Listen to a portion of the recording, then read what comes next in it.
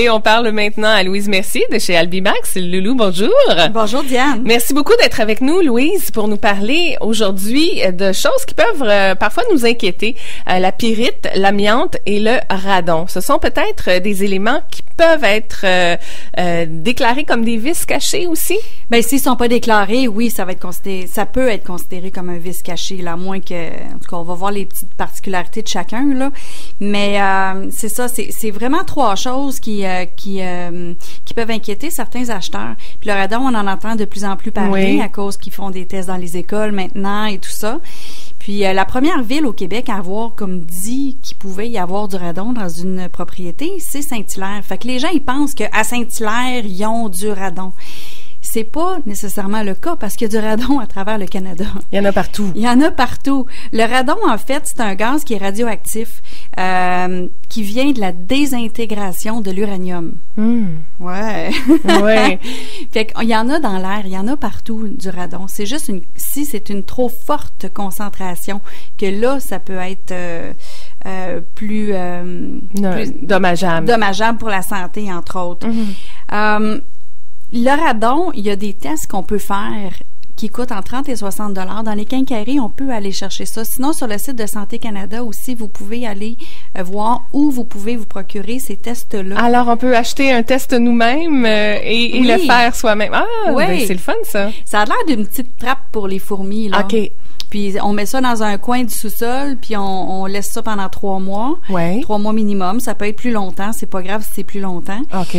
C'est préférable de le faire quand les fenêtres et les portes de la maison sont fermées. Donc, on est vraiment plus en mesure de prendre la mesure du radon dans l'air. Et quand on découvre qu'on a du radon, on veut pas faire paniquer personne parce qu'il y a des solutions.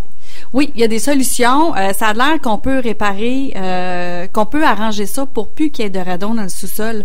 Il y a des entrepreneurs qui spécialisent dans ça. Ce qu'ils font, c'est qu'ils mettent comme une espèce de cheminée. T'sais, on a des évents de toit pour la plomberie. Ben ça va être la même chose, sauf qu'on va aller jusqu'en dessous du béton du sous-sol. Puis là, on va installer un tuyau qui va faire que le gaz va s'en aller comme dans une cheminée, tout simplement. Superbe. Ouais. Fait qu'il n'y a pas de panique à avoir, on peut y remédier. L'amiante se retrouve principalement dans de la vermiculite. Mais ça veut pas dire...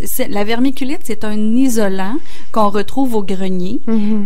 Habituellement, les gens, ils vont pas jouer dans leur grenier, là. Mais c'est pas toutes les vermiculites qui ont de l'amiante. Ça a l'air du popcorn un peu, puis ça brille. Ça a l'air du mica dans le popcorn, si je peux dire, parce que la vermiculite ressemble à du popcorn, mais à l'œil nu, on peut pas savoir s'il y a de l'amiante. Il faut vraiment faire un test en laboratoire. Il y a plusieurs laboratoires qui spécialisent dans ça.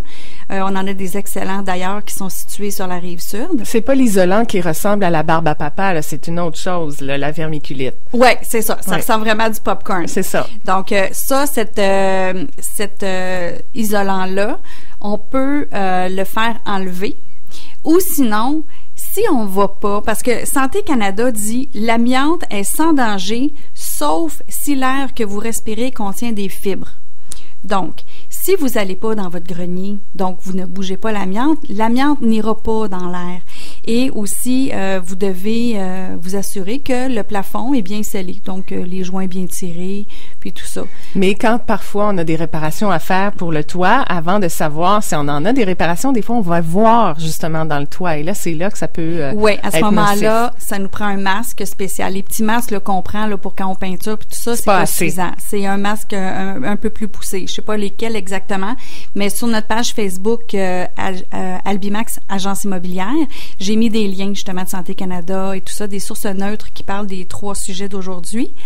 Puis c'est ça, ils vont vraiment vous parler de l'amiante puis tout ça, parce que l'amiante, on le sait, il y a eu l'amiantose, donc les cancers de poumon aussi, le radon aussi, cancer de poumon, mais on peut y remédier là. Donc il y a pas de panique à bord. Exactement, okay? On peut pas faire paniquer. Mais là, la pyrite, ça c'est pas dangereux pour la santé, la pyrite. La pyrite, c'est aucunement dangereux pour la santé. La seule chose que ça fait, la pyrite, c'est que ça peut briser le béton. Donc c'est en dessous de la dalle de béton.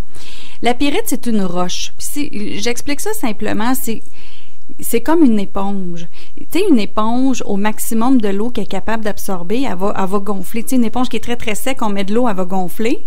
Puis là, à un moment donné, elle gonfle plus. C'est ça. Donc, c'est la même chose pour la pyrite. C'est une roche qui gonfle.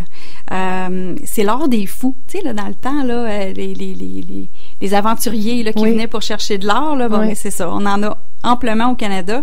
Donc, c'est pour ça qu'il y a beaucoup de propriétés qui sont affectées par la pyrite. Puis, avec mes recherches, j'ai même remarqué qu'en Irlande aussi, il y a beaucoup de maisons qui sont avec la pyrite. Donc, c'est pas juste au Canada, là. Ce qu'il faut regarder, c'est les propriétés qui sont construites après l'an 2000. On pense qu'on est sujet à plus n'avoir de pyrite, mais il n'y a aucune loi qui oblige les entrepreneurs généraux d'utiliser de la pierre certifiée DB. Ça veut dire qui est non gonflante. Puis à ce moment-là, ben c'est en 97 vraiment qu'on a découvert ça. Fait que c'est pour ça que quasiment toutes les maisons usagées qui ont été déjà vendues, ils ont presque tous déjà eu un test de pyrite. On va le demander, c'est presque automatique avec la promesse d'achat. On demande d'avoir le test de pyrite qui était déjà fait ou d'en faire un. Puis aussi, s'il y a un garage, on demande 2 tests. Pourquoi? C'est que s'il y a un garage, normalement, le garage est au même niveau que le premier plancher, sauf que c'est escavé jusqu'au sous-sol. Donc, il y a beaucoup d'épaisseur de pierre. Donc, si ça gonfle, là, ça peut faire briser les murs du sous-sol. Donc, vous demandez, si vous achetez une propriété qui a un garage, vous demandez un test de pyrite pour le sous-sol, puis un test de pyrite pour le garage. Super. Donc, alors, si on veut avoir des informations, que ce soit au niveau de la santé ou au niveau des problèmes de vis cachés qu'on pourrait avoir, qu'on soupçonne, on peut te consulter? Tout à fait. Vous pouvez nous appeler au 1-855-ALBIMAX. Puis, comme je disais tantôt, sur notre page Facebook, Albimax, agence immobilière, j'ai mis les liens. Puis aussi, j'ai découvert par la suite, j'ai pas mis le lien encore, mais je vais aller le mettre sur CAA Québec aussi. Il y a un gros dossier là sur le radon et sur d'autres choses. Mais il n'y a pas de panique à bord. Il y a des solutions pour toutes ces choses-là. Tout à fait. Et Louise Mercier est capable de répondre pour nous. Merci beaucoup, Louise. Merci, bonne journée. On se retrouve la semaine prochaine. La radio allumée.